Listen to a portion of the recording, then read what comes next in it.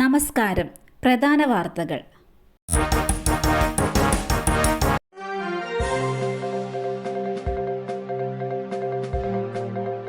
Idukki ആനച്ചാലിൽ sky ഡൈനിങ്ങിൽ കുടുങ്ങിയവരെ താഴെ ഇറക്കി. കുട്ടികൾ ഉൾപ്പെടെ കുടുങ്ങിയത് 2.5 മണിക്കൂർ. 120 അടിയിലേറെ ഉയരത്തിൽ 2 കുഞ്ഞുങ്ങളടക്കം 5 പേർ കുടുങ്ങിക്കിടന്നത് 2.5 മണിക്കൂറാണ്. ഫയർഫോഴ്സ് സംഘമാണ് രക്ഷാപ്രവർത്തനത്തിന് നേതൃത്വം നൽകിയത്. ക്രെയിനിന്റെ സാങ്കേതിക തകരാർ മൂലമാണ് ഇവർ കുടുങ്ങിയത്. കുട്ടികളെയാണ് ആദ്യം താഴെ ഇറക്കിയത്. 2.5 വയസ്സുള്ള കുട്ടിയും സംഘത്തിലുണ്ടായിരുന്നു. ആകാശത്തിരുന്ന് ഭക്ഷണം കഴിക്കുന്നതിനായി അഡ്വഞ്ചർ ടൂറിസത്തിന്റെ ഭാഗമായി അടുത്തിടെ തുടങ്ങിയതാണിത്. ഇടുക്കി ആനച്ചാലിൽ അടുത്തിടെയാണ് പദ്ധതി തുടങ്ങിയത്. 150 അടി ഉയരത്തിലാണ് ആകാശത്തിലിരുന്ന് ഭക്ഷണം കഴിക്കുന്ന പദ്ധതി. അരമണിക്കൂറിലേറെ സമയമാണ് അവിടെ ചിലവിടുക. ഒരേ സമയം 15 പേർക്ക് ഇരിക്കാനുള്ള സൗകര്യമാണ് ഇതിലുള്ളത്. ആകാശ കാഴ്ച ആസ്വദിക്കാനുള്ള സൗകര്യത്തോടെയാണ് പദ്ധതി. ഇത് ക്രെയിൻ ഉപയോഗിച്ച് ഉയർത്തുന്നതാണ് രീതി. എന്നാൽ ക്രെയിനിന്റെ സാങ്കേതിക തകരാർ മൂലം ക്രെയിൻ താഴ്ത്താൻ പറ്റാത്തതായിരുന്നു പ്രശ്നം.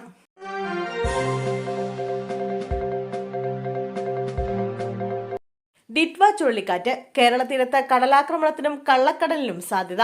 ശ്രീലങ്കൻ തീരത്ത് സമീപത്തുള്ള തെക്കു പടിഞ്ഞാറൻ ബംഗാൾ ഉൾക്കടലിന് മുകളിലായി ഡിറ്റ്വ ചുഴലിക്കാറ്റ് സ്ഥിതി ചെയ്യുന്നുണ്ട്. ഇത് വടക്കു പടിഞ്ഞാറ് ദിശയിൽ സഞ്ചരിച്ച് ശ്രീലങ്ക തീരവും സമീപ തെക്കു പടിഞ്ഞാറൻ ബംഗാൾ ഉൾക്കടലും വഴി നവംബർ 30 രാവിലെയോടെ വടക്കൻ തമിഴ്നാട്, പുതുച്ചേരി, തെക്കൻ ആന്ധ്രാപ്രദേശ് തീരത്തേക്ക് നീങ്ങാൻ സാധ്യതയുണ്ട്.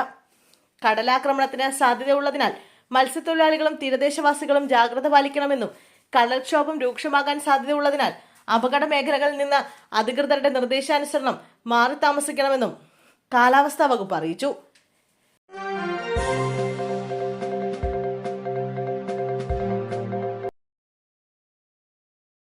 ശബരിമല തീർത്ഥാടകരുടെ വാഹനം അപകടത്തിൽപ്പെട്ടു. 5 പേർക്ക് പരിക്ക്. എരുമേലി മുണ്ടക്കയം പാതയിൽ കന്നിമലയിൽ ശബരിമല തീർത്ഥാടകരുടെ വാഹനം അപകടത്തിൽപ്പെട്ടു. ഇന്ന് പുലർച്ചെയാണ് അപകടം ഉണ്ടായത്. നിയന്ത്രണം വിട്ട വാഹനം ക്രാഷ് ബാരിയറിൽ ഇടിച്ചു നിന്നു. അപകടത്തിൽ 5 പേർക്ക് പരിക്കേറ്റു. ആരുടെയും പരിക്ക് ഗുരുതരമല്ല. തമിഴ്നാട് സ്വദേശികളാണ് വാഹനത്തിലുണ്ടായിരുന്നത്. ക്രാഷ് ബാരിയറിൽ ഇടിച്ച വാഹനം നിന്നതോടെ താഴ്ചയിലേക്ക് വീഴാതെ വലിയ അപകടമാണ് ഒഴിവായത്.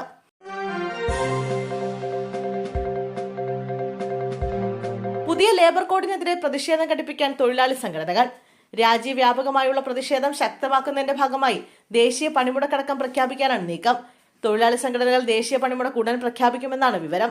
തൊഴിലാളി സംഘടനാ നേതാക്കളുടെ യോഗം ചേർന്ന് ഔദ്യോഗിക പ്രഖ്യാപനം നടത്തും. വിവിധ സംസ്ഥാനങ്ങളിലെ മിനിമം തൊഴിൽ കൂലിയിലെ അന്തരം ഉയർത്തിക്കാട്ടിയാകും പ്രതിഷേധം ശക്തമാക്കുക. അതേസമയം കേന്ദ്ര സർക്കാർ കൊണ്ടുവന്ന പുതിയ ലേബർ കോഡ് കേരളത്തിൽ നടപ്പാക്കില്ലെന്ന് മന്ത്രി വി ശിവൻകുട്ടി ഇന്നലെ പ്രഖ്യാപിച്ചിരുന്നു. ട്രേഡ് യൂണിയൻ നേതാക്കളുമായി നടത്തിയ യോഗത്തിന് ശേഷം പ്രതികരിക്കവെയാണ് തൊഴിൽ മന്ത്രി ഇക്കാര്യം വ്യക്തമാക്കിയത്.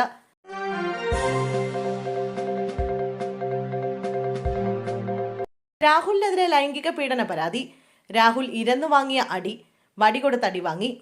പാലക്കാട് MLA രാഹുൽ മാങ്കൂട്ടത്തിനെതിരെ ലൈംഗിക പീഡന പരാതിയിൽ രൂക്ഷ ഭാഷയിൽ പ്രതികരിച്ച് കോൺഗ്രസ് MP രാജ്മോഹൻ ഉണ്ണിത്താൻ.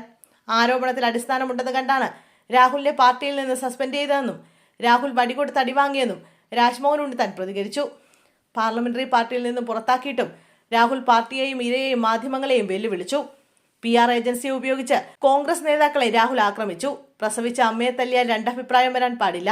കോൺഗ്രസ് പാർട്ടി എടുത്ത തീരുമാനം ശരിയായിരുന്നുവെന്ന് പറഞ്ഞ രാജ്മോഹൻ ഉണ്ണിത്താൻ പാർട്ടിയെ രാഹുൽ മാങ്കൂട്ടത്തിൽ വെല്ലുവിളിച്ചെന്നും കൂട്ടിച്ചേർത്തു.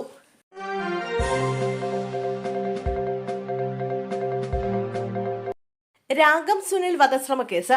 മറ്റൊരു തിയേറ്റർ ഉടമയ്ക്കെതിരെ ലുക്കൌട്ട് സർക്കുലർ.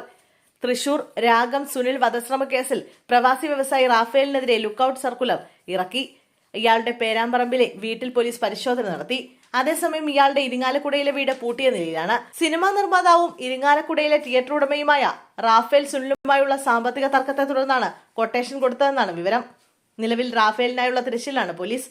ഇയാൾ ഇന്ത്യയിൽ വിമാനമിറങ്ങിയാൽ പിടികൂടും.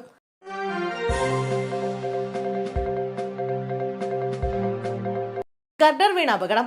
അരൂർ തുറവൂർ ആകാശപാത കരാർ കമ്പനി കരിമ്പട്ടികയിൽ. നിർമ്മാണ കമ്പനിയായ അശോക ബിൽഡ്കോണിനെ ദേശീയപാത അതോറിറ്റി കരിമ്പട്ടികയിൽപ്പെടുത്തി. 1 മാസത്തേക്കോ അല്ലെങ്കിൽ വിദഗ്ധ സമിതി അന്വേഷണം പൂർത്തിയാകുന്നത് വരെയോ ദേശീയപാത അതോറിറ്റിയുടെ ബിഡുകളിൽ കമ്പനിക്ക് പങ്കെടുക്കുന്നതിൽ നിന്നാണ് വിലക്ക്. കേരളത്തിലെ NH66 അരൂർ തുറവൂർ സൗത്ത് വരെയുള്ള 6 വരി എലിവേറ്റർ കോറിഡോറിന്റെ നിർമ്മാണത്തിൽ ഗർഡർ വീണുണ്ടായ അപകടത്തിന് പിന്നാലെ അശോക ബിൽഡ്കോണിൽ നിന്നും NHA വിശദീകരണം തേടിയിരുന്നു. വിശദീകരണം പരിശോധിച്ചതിന് പിന്നാലെയാണ് നടപടി.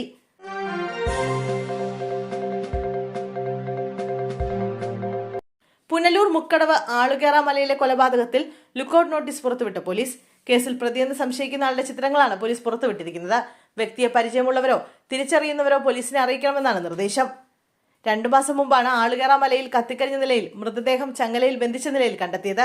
കൊല്ലപ്പെട്ടതാരാണെന്ന് ഇതുവരെയും കണ്ടെത്താനായിട്ടില്ല.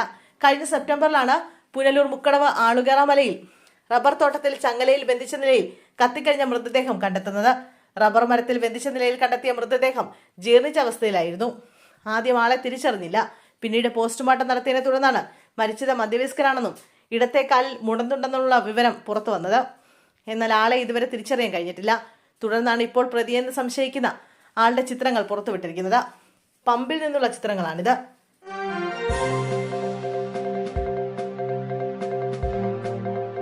ലൈംഗിക പീഡന പരാതി. പ്രതികരണവുമായി ഷാഫി പറമ്പിൽ. യുവതിയുടെ ലൈംഗിക പീഡന പരാതിയിൽ രാഹുൽ മാങ്കൂട്ടത്തിൽ MLA നിയമപരമായി മുന്നോട്ടു പോകട്ടെ എന്ന് ഷാഫി പറമ്പിൽ MP. മുൻകൂർ ജാമ്യ ഹർജി നിയമപരമായ നടപടികളുടെ ഭാഗമാണ്. ഈ വിഷയത്തിൽ ഇന്നലെ പ്രതികരിച്ചിട്ടുണ്ടെന്നും ഷാഫി പറമ്പിൽ MP പറഞ്ഞു. കോഴിക്കോട് മാധ്യമങ്ങളോട് പ്രതികരിക്കുകയായിരുന്നു അദ്ദേഹം. ഇന്നലെയാണ് യുവതി മുഖ്യമന്ത്രിയുടെ ഓഫീസിലെത്തി പരാതി നൽകിയത്. ഇന്നലെ രാത്രിയോടെ യുവതിയുടെ മൊഴി രേഖപ്പെടുത്തുകയും ചെയ്തു.